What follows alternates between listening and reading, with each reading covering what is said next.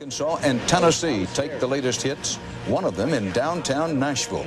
Paula Jones confirms she will appeal the federal court ruling that threw out her civil lawsuit against the president.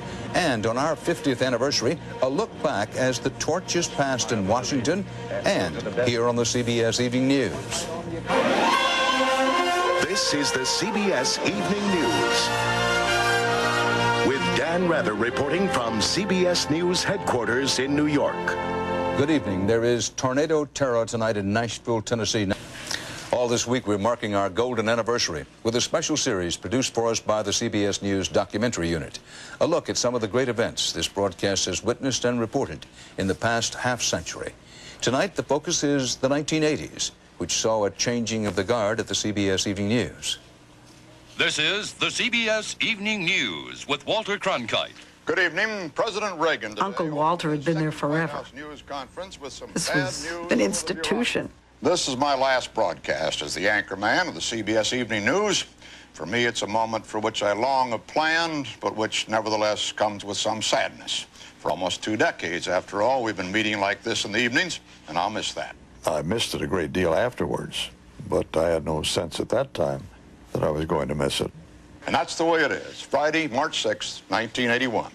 I'll be away on assignment, and Dan Rather will be sitting in here for the next few years. Good night. The way it was put to me by one of my Texas friends, Bill Hook and Bull Johnson. Dan, the first man after Cronkite's going to get his damn head blown off. Good evening. President Reagan still training his spotlight on the economy. I knew there wasn't going to be another Walter Cronkite. But I knew to have any chance at all, to have just a shot at surviving, much less thriving, as the anchor and managing editor of the CBS Evening News, that I'd better be the best Dan Rather I could be. And that would be the challenge. And will, to the best of my ability, preserve, protect, and defend the Constitution of the United States. So help you God. So help me God. Now, I congratulate you, sir. There were a lot of great stories out there. The Reagan presidency had begun first to form and then to take traction. How does Ronald Reagan use television? Brilliantly. They just, in a Hollywood way, put together tableaus, pictures that were so imprinted on the public's brains that they overrode what people were saying because they were so powerful. Americans want to feel proud of their country again and of their president. And the TV pictures say, you can. You would have Ronnie and Nancy Reagan go off to Camp David every Friday on the helicopter from the south lawn of the White House. And out they would go. She'd give them the gaze. These are all visual images that said extremely powerfully, what a happy family they are. Well, we knew that he never saw his kids, and he didn't even know his grandchildren. We knew that. But the picture was more powerful. No. I think we began to change the way we covered the president after that. I think everybody realized, as I did, that they were using pictures to drown us out. Takeovers, mergers, and downsizing are sometimes good for stockholders and nearly always good for a few at the top of the corporations. Others, Ray Brady reports, often get hurt. Thousands are caught in what is probably the most disruptive, unpredictable period in American corporate history. It's called downsizing. Since 1984, more than 500,000 white-collar workers have lost their jobs. The kind of workers who seldom got laid off even in recessions. The CBS Incorporated board met today. There was a major change in the leadership of CBS News. CBS Incorporated stock fell beginning in roughly the 1986-87 period. The company's ownership changed, and things changed for CBS News. The new chief executive officer of CBS Incorporated will be Larry Tisch. We went through an extended period of contraction of resources. I guess that's the best euphemism we can come up with. We went through a period of cuts. We used to call it Black Wednesday, Black Friday, because they were letting 50 people go, 100 people go. These were people who had thought of CBS as their home. But we left the 1980s in some ways on a great coverage high for the CBS Evening News. History has taught Muscovites that nothing changes quickly in their country. This winter, whatever hopes they may have about the promise of perestroika are clouded by apprehensions about their future. What happens to them if Gorbachev fails?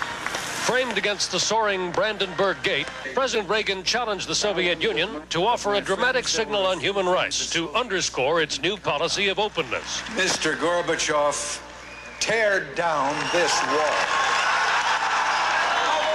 In less than a year, had climbed the Berlin Wall as the Berlin Wall was coming down, and a divided Germany was disappearing. As dusk fell, the line at Checkpoint Charlie was 3 wide and half a mile long. More border crossings are to be opened tomorrow. Some West Germans who couldn't wait that long tried to jump across at the Brandenburg Gate. In the old days, they might have been shot. Alan Pizzi, CBS News, East Berlin. Nelson Mandela walked out of jail. Interviewed Nelson Mandela, one of the more historic figures of the 20th century. Hope was always there, and this is what saved us. Today, the thousands who saw his aging face saw the changing face of this country. Richard Schlesinger, CBS News, Cape Town, South Africa.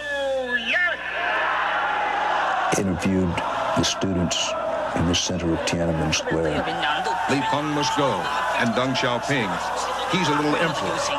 And had the Chinese government pull the plug on our coverage in a desperate and failed effort to keep the word from getting out to the world what they were in the process of doing, which is hammering down the movement for freedom and democracy.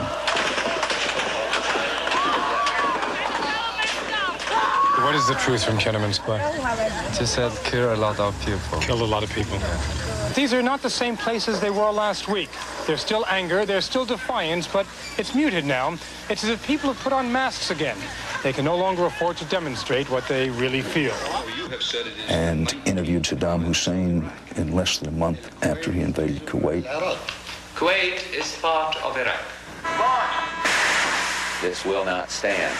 This will not stand, this aggression against Kuwait.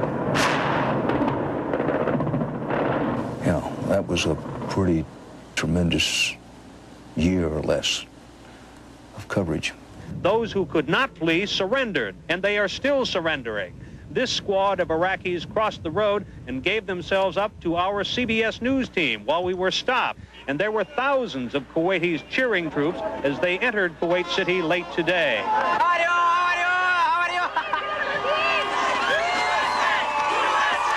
The war may have been America's shortest, but this parade was the biggest so far. 4 hours long, 24,000 marchers. You know, that's the great thing about having a job I have and being on the CBS Evening News. There's always another great story just around the corner.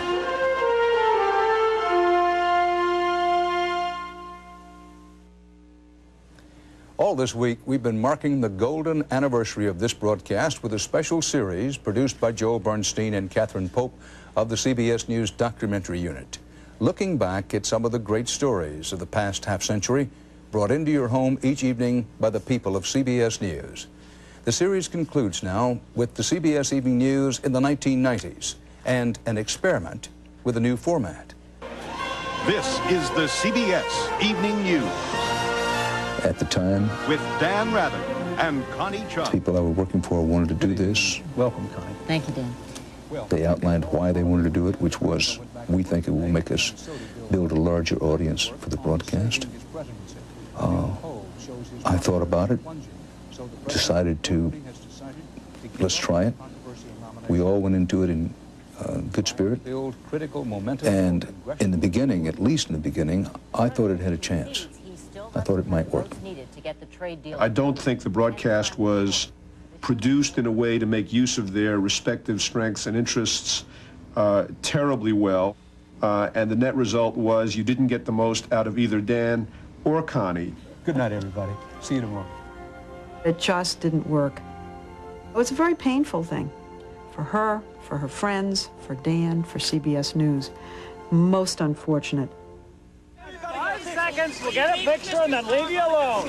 Among the biggest differences in the evening news today, as compared with the evening news that I first began working for, the CBS Evening News with Douglas Edwards in 1962 is the obsession with the ratings. It's naive to think that ratings and money don't count.